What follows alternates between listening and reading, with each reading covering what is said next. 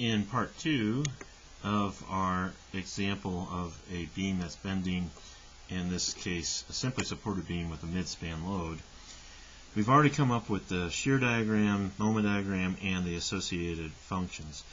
And we're on our way to getting the deflection equations so that then we can find the maximum deflection, which we might reasonably estimate that's going to be under the point load at the midspan. It won't always be there. Depends on the loading condition. So let's not just assume that it's there. Let's derive that it would be. Right? To get there, we have to deal with the boundary and continuity conditions. Now, the force conditions we've already developed and dealt with in coming up with these shear and moment diagrams and the associated functions, including the continuity that is or is not there at the midpoint where the concentrated load is at. Right? So we don't have shear continuity. It differs by exactly P versus the moment just to the left and just to the right of the point load. Hey, the moment has to be the same. That's what we mean by continuity. Things that are supposed to be the same immediately to the left and the right of a point are. And those things that are not supposed to be, like the shear at the midpoint, are not.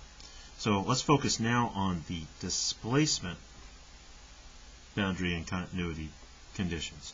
Right? So the true boundary conditions here are that the transverse displacement at x equal to 0 has to be 0, and the same thing is true out there at the other side at L.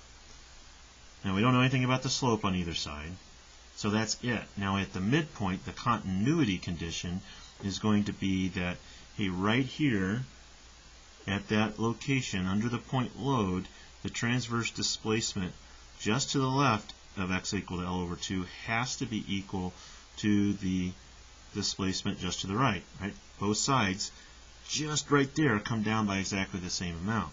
The same thing is going to be true of the slopes. We have a nice smooth continuous beam. It bends in the elastic condition, so we're going to have nice continuous slope right at that location. Now it's also going to be true that if this maximum displacement is here, well, that's where the first derivative is 0, that's the slope. So these would also turn out to be 0, but we need to prove that. That's not a condition of the math, that's going to be a result of the math. All right? So this does make this kind of complicated here. We've got segment 1 here, and we got segment 2 over there, and our equations, our models, have to be equal to each other right here.